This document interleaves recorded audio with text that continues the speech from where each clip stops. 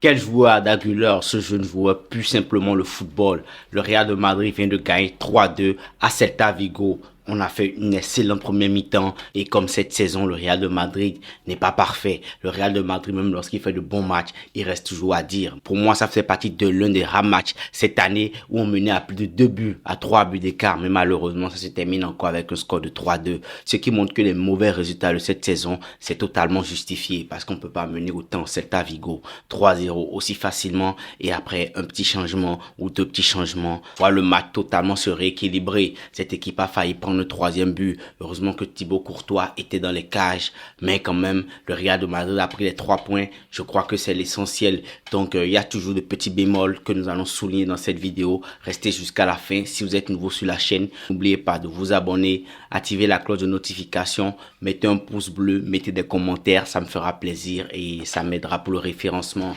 Sur ce, la famille, quel match encore de Arda Güler. Je crois que côté milieu de terrain, on l'a tous dit depuis le début de la saison.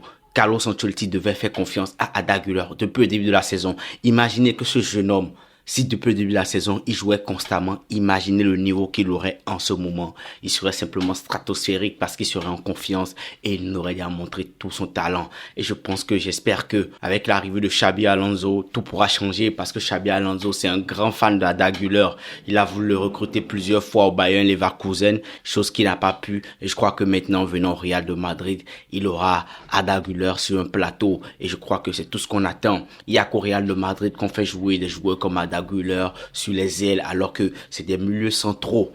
Laisse-les faire face au jeu, laisse-les faire face au camp et on voit les merveilles qu'ils sont capables de faire. Arda Güler, c'est simplement un joueur monstrueux, un joueur purement technique, un joueur qui a une vision de jeu hors norme. Pour moi, c'est un milieu de terrain, c'est le milieu de terrain qui nous manquait. Il est capable de remplacer Modric ou Kroos dans les années à venir si on le fait confiance et si on le laisse être le patron de ce milieu de terrain-là.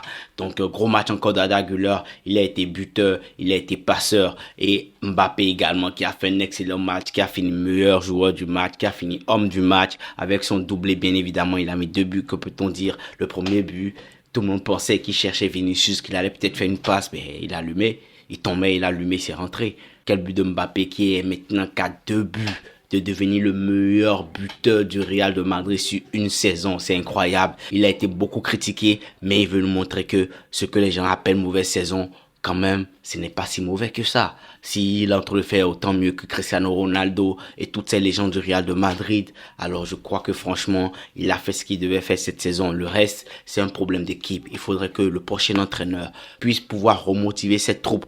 Il arrive à mettre sur pied une équipe qui joue ensemble, une équipe qui joue dans le pressing, qui joue dans les montées, un jeu collectif. Je crois que cette équipe sera simplement inarrêtable. Arda Güler vient de confirmer une fois de plus qu'il a toute sa place dans cet effectif. C'est un joueur hors pair. Mbappé côté but, je crois qu'on n'en parle plus. C'est simplement bon buteur. Au début de la saison, on se plaint de Mbappé. Il n'arrivait pas à s'adapter au poste de neuf. Et je crois que on est à la fin de la saison. Je crois que le débat est carrément clos. On sait tous que Mbappé est capable de jouer à ce poste-là. Il lui reste encore certains petits réflexes à travailler, mais je pense qu'avec les années à venir, à ce poste-là, il sera simplement l'un des meilleurs. Gros match de la part de ces deux-là, qui à eux deux seuls ont fait changer le match. Mbappé qui a été double buteur, Arda Güler qui a été une fois buteur et passe décisive et on s'en sort avec un 3-2. Donc je crois que ces deux hommes ont été les hommes les plus essentiels pour ce match-là. Gros match de cette équipe. Bellingham s'est battu aussi également comme il savait le faire. Valverde comme toujours, il est infatigable, il est increvable et il a montré tout son talent comme d'habitude. Thibaut Courtois également qui nous a épargné de l'égalisation parce qu'à la seconde mi-temps, j'ai pas compris ce qui s'est passé. Lorsqu'on a fait sortir Asensio, on a fait rentrer Jacobo. Je crois que le match a totalement changé. Le Real de Madrid s'est fait dominer. Tchouaméni s'est fait laisser dépasser sur plusieurs ballons. J'ai pas compris ce qui s'est passé. On s'est fait une très très belle frayeur. En premier mi-temps, on a vu l'équipe totalement contrôler son adversaire. C'est Vigo totalement dépassé. Arda Güler qui arrivait à surclasser tout le monde. Mais à la seconde mi-temps, c'est parti en vrille. Ce qui montre que un petit changement, un petit déséquilibre peut totalement foutre tout en l'air dans cette équipe-là. Et j'ai vraiment hâte que la saison se termine. Que la saison se termine et qu'on passe à autre chose parce que cette saison, elle est tout sauf stable. Chaque match, on a toujours les cœurs qui palpitent. Même quand l'équipe mène, on n'est pas à l'aise. Alors qu'avant, nous marquait 2 buts, mais franchement, c'était la mer à boire.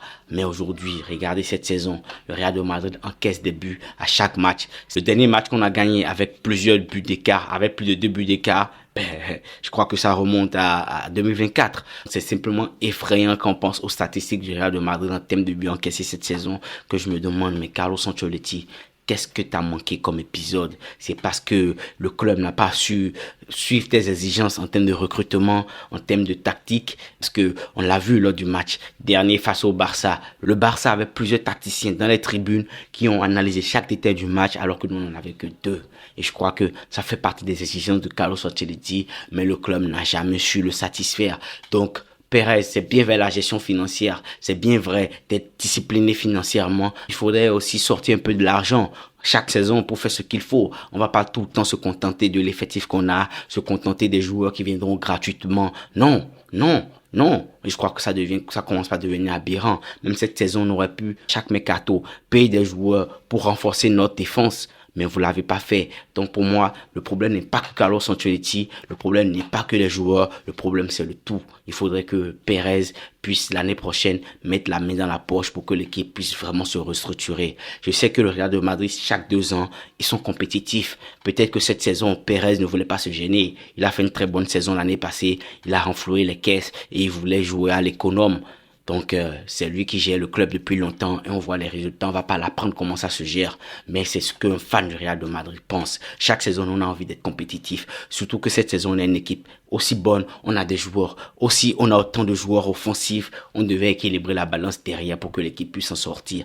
Et on entre le pays jusqu'à maintenant. Je pense que si le Real de Madrid avait une bonne défense cette saison, avait des joueurs solides cette saison défensivement, je pense que on aurait facilement gagné cette Liga parce que le Barça a fait énormément d'erreurs et nous encore plus. Donc pour moi, c'était ça les points les plus importants de ce Real de Madrid. Heureusement qu'on s'en sort, sinon ça aurait été la fin de tout rêve pour cette Liga, sachant qu'on affronte le Barça lors du prochain match de Liga. Notre prochain match, c'est face au Barça le 11. Donc on a hâte de voir ce qui va se passer. Je crois que la Liga va se jouer sur ce match-là. Si le Real de Madrid réussit à renverser Barça, on n'aura plus qu'à prier que Barça fait une petite erreur et qu'on prenne ce titre-là. Mais dans le cas contraire, si on perd face au Barça, fin du rêve. Barça sera officiellement la meilleure équipe cette saison en Liga et sera sans doute champion. Donc on a hâte de voir le prochain match du Real de Madrid pour voir ce qui va réellement se passer. J'ai hâte simplement que la saison se termine et qu'on voit ce que l'équipe a proposé la saison prochaine. Sur ce, la famille, pour moi, c'est la fin de ce débrief. C'était les points les plus importants lors de ce match. Si vous êtes nouveau sur la chaîne, n'oubliez pas de vous abonner, activer la cloche de notification, mettez un pouce bleu, commentez, partagez énormément la vidéo, ça me fera plaisir. Sur ce, prenez soin de vous la famille. Peace.